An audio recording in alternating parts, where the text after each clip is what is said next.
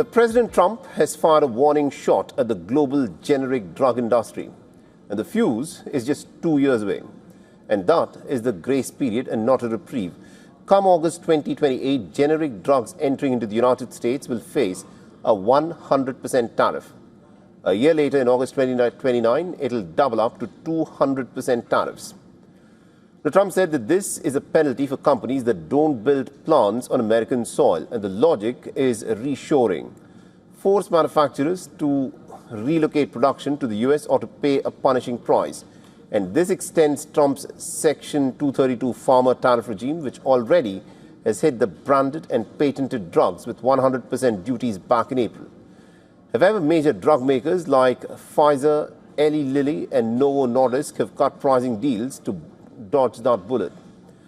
Now, generics are different and more consequential. They account for roughly about 90% of US prescriptions by volume, though a much smaller share of dollar value.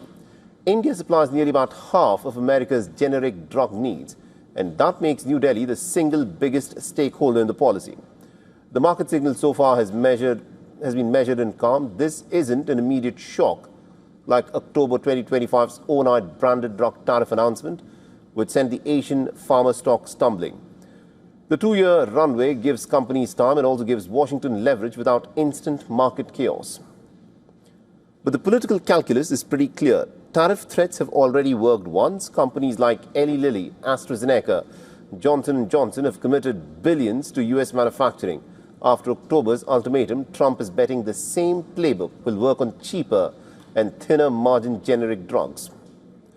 But there are risks, though. Generics run on wafer-thin margins. Doubling costs, let alone tripling them, could squeeze the supplies, spike US drug prices, or push manufacturers to simply eat losses in other markets. Analysts have flagged that patients and not just corporations will have to absorb the fallout. Now, 2 years out, the countdown has started. Whether it reshapes global pharma supply chains or triggers price shocks at the pharmacy counters remains to be the real test. For all the latest news, download the WION app and subscribe to our YouTube channel.